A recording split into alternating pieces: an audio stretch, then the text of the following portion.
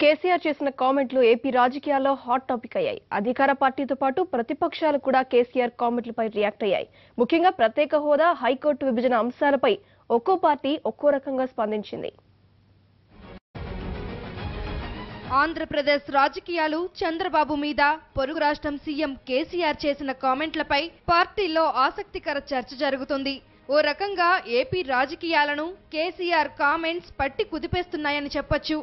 AP రాజకీయాల్లో కేసీఆర్ జోక్యం ఉంటుందని ముందుగానే తెలిసిపోయినా ఈ స్థాయిలో చంద్రబాబుపై కేసీఆర్ విరుచుకుపడతారని మాత్రం ఎవ్వరూ ఊహించలేదు. కేసీఆర్ వ్యాఖ్యలపై ఏపీలోని రాజకీయ పార్టీలు ఒక్కో విధంగా స్పందిస్తున్నాయి.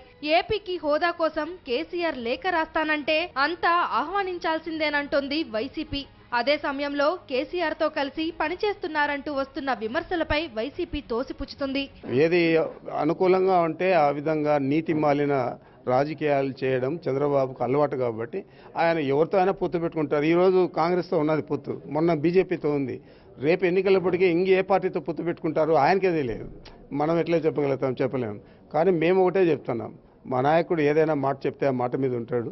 మా నాయకుడు చెప్పింది మేము ఎవరితో కూడా పొత్తు పెట్టుకోకుండా పోటీ చేస్తామని చెప్పాం.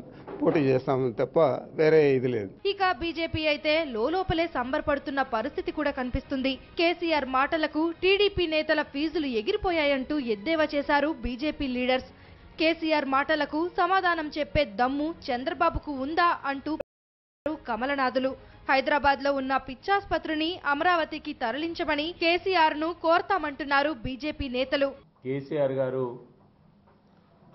అనేక సంచలనమైనటువంటి విషయాలు ఆంధ్రప్రదేశ్ రాష్ట్రానికి సంబంధించి మాట్లాడడం జరిగింది.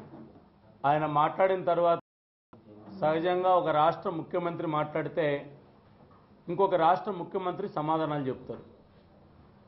అయితే కేసీఆర్ గారు మాట్లాడిన తర్వాత ఆంధ్రప్రదేశ్లో 2-3 గంటల పాటు తెలుగుదేశం నేతలకు ఫీజులు ఎగిరిపోయాయి.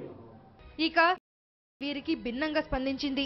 సీఎం స్థాయిలో ఉన్న వ్యక్తి ఈ రకంగా మాట్లాడడం సరికాదంటుంది. టీడీపీ నేత బుద్ధా వెంకన్న మాట్లాడిన దానికి కేసీఆర్ వ్యాఖ్యలకు పెద్ద తేడా లేదన్నారు సిపిఐ రాష్ట్ర కార్యదర్శి రామకృష్ణ. ఏపీ ప్రతిపక్షాలు లేవా, కేసీఆర్ ఎక్కడికొచ్చేం చేస్తారని ప్రశ్నించారు. ఎందుకంటే ఒక రాష్ట్రంలో ఉన్న వ్యక్తి రాజకీయంగా విమర్శలు చేయాలి, రాజకీయంగా ఏదైనా ఉంటే ప్రశ్నించాలి తప్ప దిగజారి ఆంధ్రప్రదేశ్ ముఖ్యమంత్రిని ఆ రకంగా మాట్లాడడం సరైనది కాదు. అది మరి దాన్ని అదే రూపంలో దానికి కూడా వారు జవాబిస్తారు.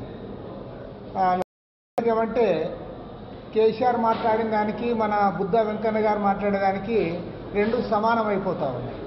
మొత్తానికి కేసీఆర్ కామెంట్స్ ఏపీ రాజకీయాల్లో కాక రేపాయని చెప్పాలి. ఇదే భవిష్యత్ రాజకీయానికి సంకేతమా అనేది ఇప్పుడు ఏపీలో హాట్ డిస్కషన్ గా మారింది.